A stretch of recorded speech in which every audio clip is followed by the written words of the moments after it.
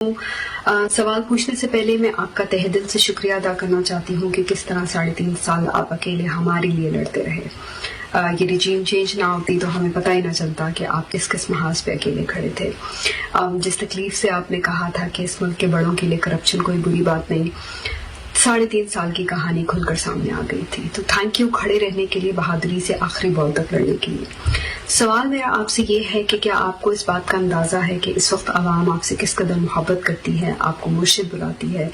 کروڑوں پاکستانیوں کی آپ ایک واحد امید ہیں، بلکہ پوری دنیا کے مسلمان اس وقت انتظار کر رہے ہیں کہ آپ واپس آئیں گے اور ان کا مقدمہ لڑیں گے۔ تو کیا آپ کو اس پریشر سے کچھ گھبراہٹ ہوتی ہے یا ڈر لگتا ہے کہ اگر آپ ہار گئے تو آپ اکیلے نہیں ہاریں گے، بہت سارے لوگ آپ کے ساتھ ہاریں گے؟ بس میرا یہی سوال تھا۔ اپنا بہت خیال۔ دیکھیں، میں آپ کو ایک بات بتاؤں، میں کبھی بھی جو بھی زندگی میں کام کیا ہے، میں کبھی یہ نہیں سوچتا کہ میں ہاروں گا، کیونکہ یہ جب آپ ہارنے کا سوچتے ہیں نا تو آپ جیت ہی نہیں سکتے۔